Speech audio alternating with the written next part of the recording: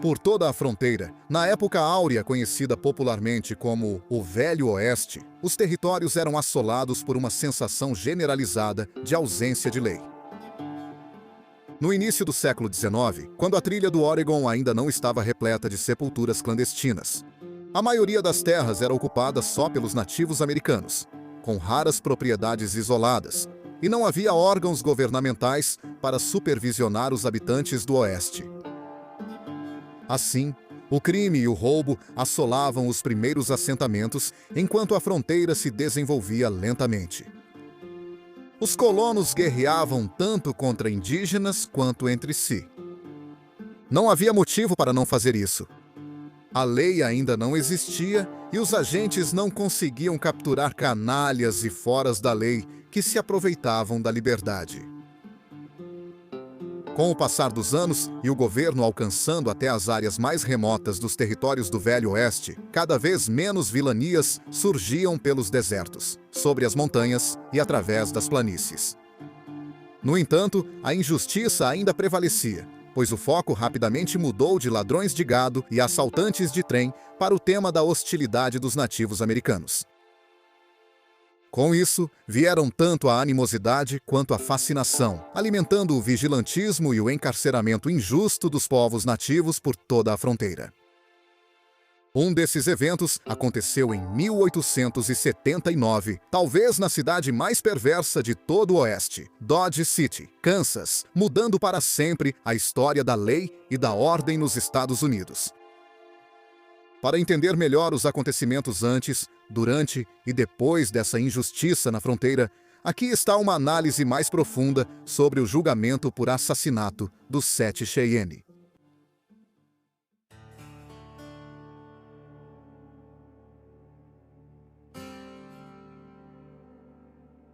Em 1877, as relações entre o governo dos Estados Unidos e as tribos Cheyenne do Norte estavam em seu ponto mais baixo.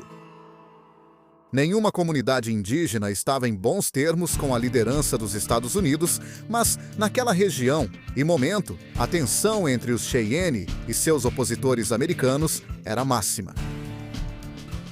Como resultado, o governo federal ordenou que todos os grupos restantes dos Cheyenne do Norte recuassem para o território indígena. Durante 2 anos, os Cheyenne chegaram e presenciaram de perto as dificuldades do território indígena. Não demorou muito para que a natureza opressora das reservas se tornasse insuportável. Os líderes se mostraram perturbados pelas duras condições de vida impostas a mulheres, crianças e idosos. Eles viram em primeira mão o que a assimilação reservava para seu povo. Morte certa, não apenas para sua cultura e modos de vida, mas para eles mesmos como um grupo inteiro. Em setembro de 1878, muitos Cheyenne já tinham visto o suficiente e decidiram que a chance de recuperar sua terra natal, nas grandes planícies do norte, valia o risco de punição. 350 membros da tribo, incluindo homens e mulheres de todas as idades, escaparam rapidamente da reserva indígena Cheyenne e Arapaho.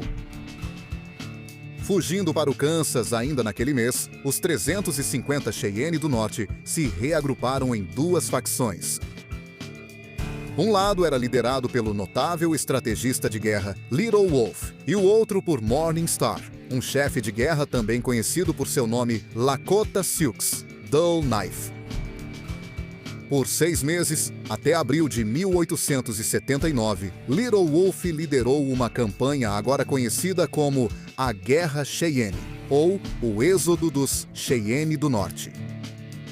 Esse grande conflito viu os 2 grupos causando o caos por todo o oeste do Kansas, enquanto tentavam recuperar suas terras ancestrais.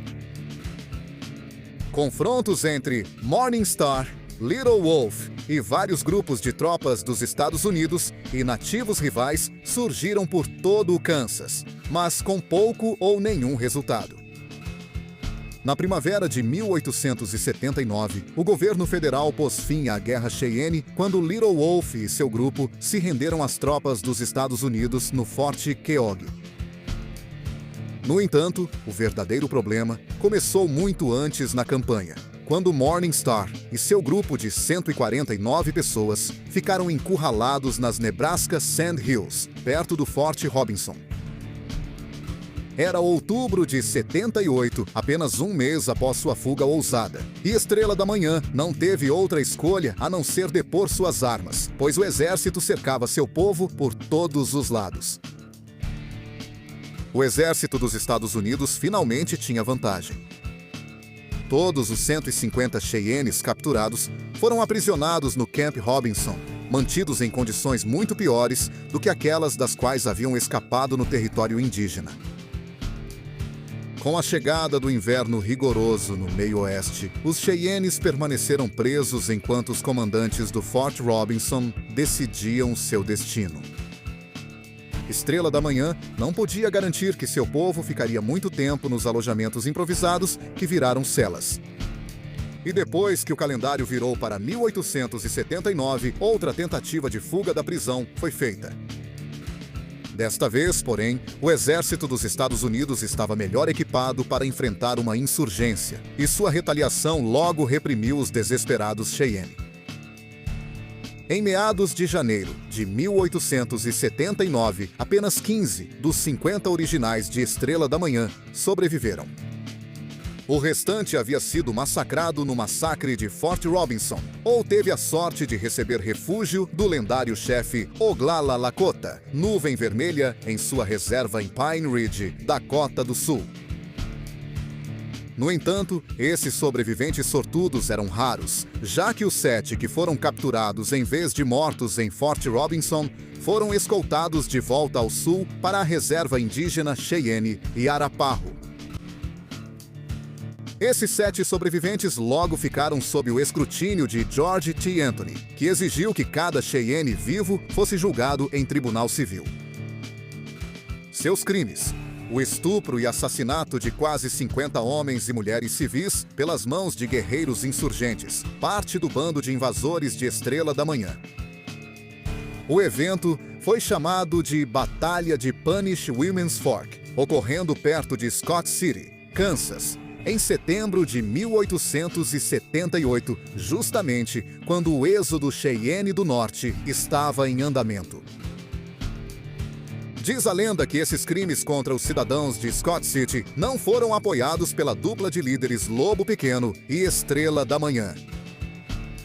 Os registros mostram que exigiram que seus guerreiros não molestassem civis. Suas vidas não estavam ali para serem tiradas. Mesmo assim, alguns invasores Cheyenne furiosos ignoraram os pedidos de não violência. Eles viam as escaramuças e o êxodo como vingança pelo linchamento de membros inocentes da tribo em Sapa Creek por soldados dos Estados Unidos 3 anos antes e contra colonizadores que destruíram pastos de búfalos para criar terras agrícolas. Apesar das atrocidades em Battle Canyon, não havia procedimentos para confirmar a culpa dos 7 Cheyenne sobreviventes de Fort Robinson. Eles eram os bodes expiatórios, únicos culpados para o governador Anthony, embora nada provasse que fossem os guerreiros que derrubaram os não combatentes como troncos de álamo podre. Seus nomes eram Tangle Hare, Wild Hog, Strong Left Hand, Old Crow, Noisy Walker, Porcupine e Blacksmith. A prisão deles foi apenas o primeiro capítulo de toda a história deles.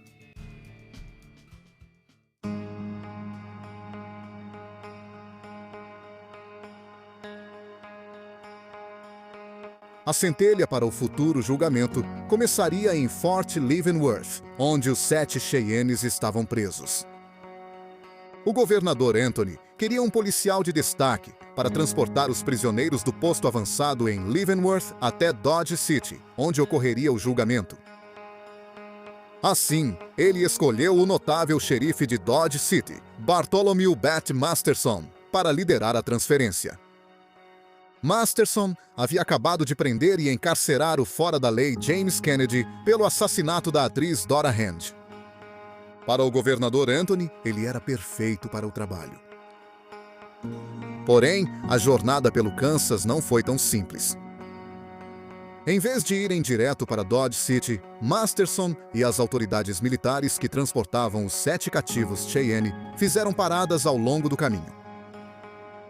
A notícia se espalhou de um assentamento para outro, de que o coração da América em breve sediaria um julgamento incendiário com acusados de assassinar 40 civis, e os 7 Cheyenne, rapidamente, se tornaram figuras da cultura popular entre os curiosos habitantes do Kansas.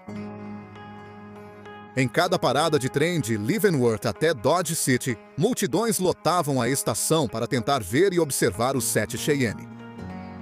Na verdade, uma das primeiras paradas da viagem para o sudoeste aconteceu em Lawrence, Kansas, onde um grupo de espectadores hostis exigiu violência.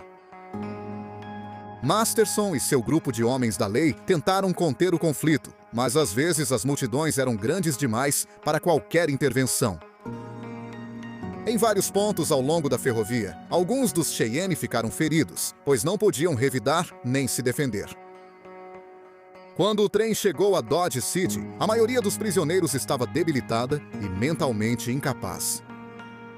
Um dos homens, um ex-dog soldier da Sociedade Militar Cheyenne, estava sendo empurrado em um carrinho de mão. O restante deles raramente dormia, paranoico e tomado por pensamentos suicidas.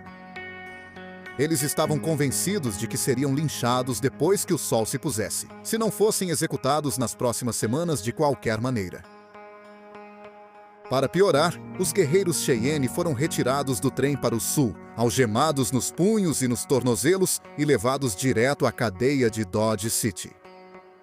Só que não havia uma estrutura oficial para manter os prisioneiros. Em vez disso, os prisioneiros eram enviados para o porão frio e sombrio do tribunal de Dodge City, saturado de umidade, mofo e memórias de homens destruídos. Pelos próximos 5 meses, os 7 Cheyenne aguardaram um julgamento. Parecia que nunca chegaria. No começo, eles penaram em suas celas improvisadas, se revirando em seus catres, enquanto as vaias abafadas de cidadãos irritados e desinformados ecoavam em suas cabeças. Para aliviar a ansiedade do encarceramento, os prisioneiros receberam antigos livros de registro para recreação. Nesses cadernos antigos e gastos, os homens desenhavam figuras simples, mas detalhadas, feitas com giz de cera e lápis de cor. No século XIX, era costume das tribos das planícies criar esse tipo de desenho. Eram formas fáceis de expressão e perfeitas para culturas nômades. Com o tempo, o tratamento dos 7 Cheyenne pelos guardas melhorou. Bat Masterson, ele mesmo um homem da lei endurecido velho oeste, foi tomado de simpatia pelos cativos. Ele viu homens serem espancados, levados à beira da loucura, mas mesmo assim mantinham seus protestos de inocência. Ele achava que mereciam algo melhor. Assim, Masterson entregava comida aos prisioneiros e cuidava de seus ferimentos, oferecendo o melhor atendimento médico de Dodge City. Quando a pressão dos moradores e linchadores por enforcamentos diminuiu, Masterson e seus auxiliares levaram os homens ao rio Arkansas para tomar banho e pegar sol. Ele sabia que o porão do tribunal não era digno para um homem viver. Na mesma época, a percepção pública sobre os Cheyenne do Norte presos melhorava. Masterson não era a única figura proeminente da cidadezinha Violent a demonstrar empatia pelos 7. E logo, eles começaram a receber visitantes de todos os Estados Unidos, muitos vindos do leste do rio Mississippi. Esses visitantes eram jornalistas, vindos de cidades como Nova York e Chicago. Ouviram sobre o alvoroço e buscavam relatos diretos do que ocorreu após o êxodo dos Cheyenne do Norte. Nem todos os prisioneiros queriam falar, mas aceitavam 1 ou 2 entrevistas em troca de um charuto. Os jornalistas prontamente aceitaram. Com a notícia sobre a situação dos Cheyenne se espalhando rapidamente pela fronteira, mais pessoas passaram a defender os prisioneiros. Uma grande ajuda veio com John DeBrossi Miles, um agente do governo para assuntos indígenas que conhecia pessoalmente alguns dos Cheyenne do Norte. Ele trouxe boas notícias, principalmente para Old Crow, que serviu como batedor do exército dos Estados Unidos no início das guerras de fronteira. Miles conseguiu que Old Crow fosse libertado em reconhecimento ao seu serviço, desde que retornasse à reserva indígena Cheyenne e Arapaho para trabalhar e conquistar sua liberdade. Os outros 6 prisioneiros eram considerados em risco de julgamento injusto, então foram levados de volta ao norte, para Lawrence. A popularidade deles em LFK tornava a crescente admiração em Dodge City modesta em comparação.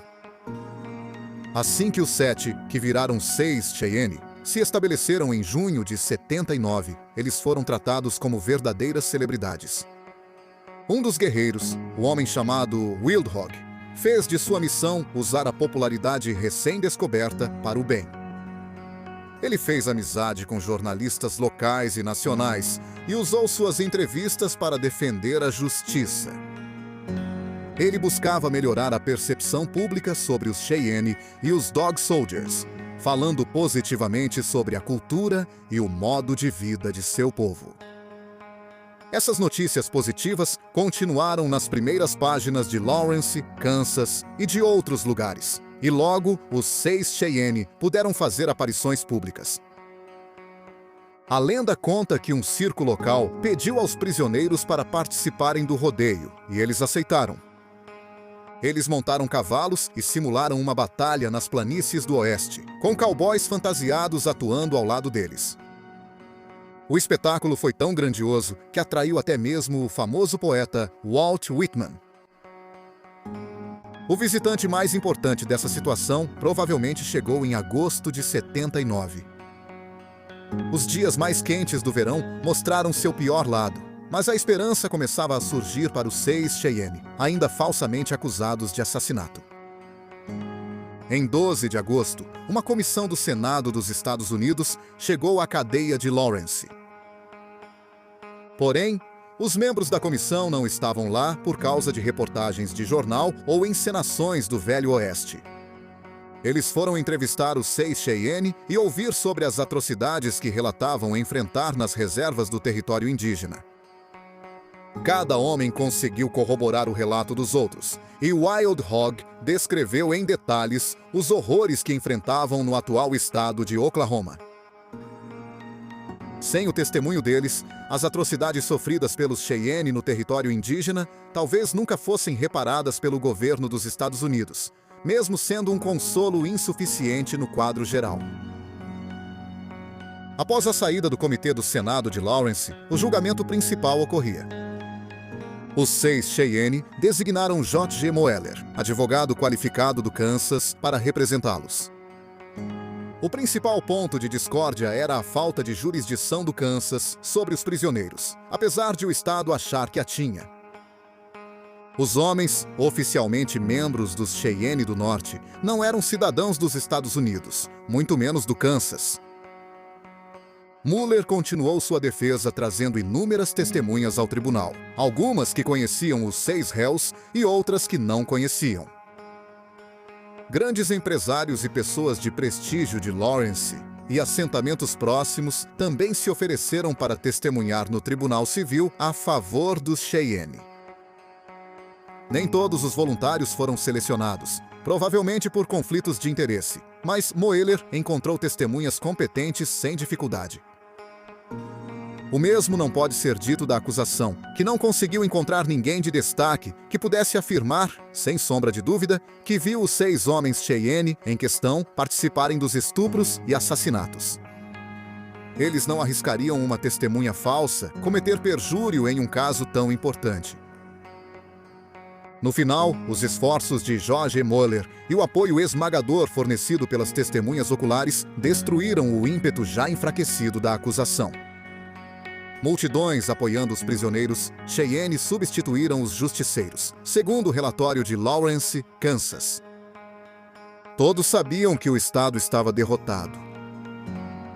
O destino deles foi selado em definitivo em 13 de outubro de 1879, quando o principal promotor simplesmente não apareceu no tribunal. O juiz já estava convencido, e decidiu arquivar todas as acusações contra os 7 Cheyenne, incluindo aquelas contra o já falecido Old Crow. Infelizmente, apesar de terem sido soltos da prisão, os Estados Unidos ainda estavam em conflito com a grande tribo Cheyenne, tornando os 6 homens restantes prisioneiros de guerra. Apesar de não serem mais procurados por assassinato, eles não podiam voltar às planícies do norte e foram mandados de volta ao território indígena. Por fora, parecia ser uma grande vitória para a sobrevivência indígena, mas dentro dos círculos internos da tribo Cheyenne, ainda teve um custo alto. No entanto, nem toda a esperança está perdida. 4 anos depois que o juiz decidiu a favor dos 7, uma nova reserva foi formada nas terras ancestrais dos Cheyenne do Norte. Chamada de Reserva Indígena Cheyenne do Norte, o novo território foi estabelecido no atual estado de Montana e hoje abriga cerca de 6.000 pessoas, algumas das quais são descendentes diretos dos 7 Cheyenne. O julgamento foi um processo exaustivo de 8 meses para todos. Foi muito polêmico, e a publicidade tanto dificultava quanto ajudava a curar feridas. Para os Cheyenne, foi o terrível desfecho do tratamento injusto dado ao seu povo. Para os colonos brancos, foi a perda de uma chance de vingança, mesmo com a lei sendo aplicada como eles mesmos escreveram. No entanto, o legado que deixou para trás ainda não foi esquecido. Algumas das artes em livros-razão feitas pelos 7 Cheyenne, especialmente Wild Hog, Porcupine e alguns prisioneiros não identificados, foram preservadas em todo o país. 4 desses desenhos em caderno ainda podem ser vistos pessoalmente. 2 livros-razão ficam na Noruega e os outros 2 na Sociedade Histórica do Estado do Kansas, em Topeka. Trabalhos em miçanga, feitos pelas mãos da esposa de Wild Hog, também podem ser observados na Universidade do Kansas, em Lawrence, a última parada da infame turnê do julgamento. O julgamento por assassinato dos 7 Cheyenne é um capítulo importante na história das relações entre nativos americanos e os Estados Unidos. Por um lado, é lembrado por lançar luz sobre o tratamento desprezível dado aos povos Cheyenne em suas respectivas reservas. Por outro lado, ajudou o público em geral, tanto no Kansas quanto em todos os Estados Unidos, a aprender mais sobre a cultura e o modo de vida dos Cheyenne. Eles não eram mais rotulados como selvagens ou dog soldiers, vistos como assassinos brutais. Aqueles que estavam irritados com os Cheyenne podiam, em vez disso, dar um passo atrás e entender que nem todos os Cheyenne queriam apenas escalpelar e vasculhar a terra em busca de povoados para saquear. Eles apenas defendiam sua terra, às vezes por qualquer meio necessário. No Velho Oeste, o julgamento dos 7 Cheyenne por assassinato ficou marcado como um momento decisivo na história da fronteira. Pode não ter sido bonito, justo ou digno da celebração que recebeu, mas pode servir como um lembrete importante para que o que aconteceu nunca volte a acontecer.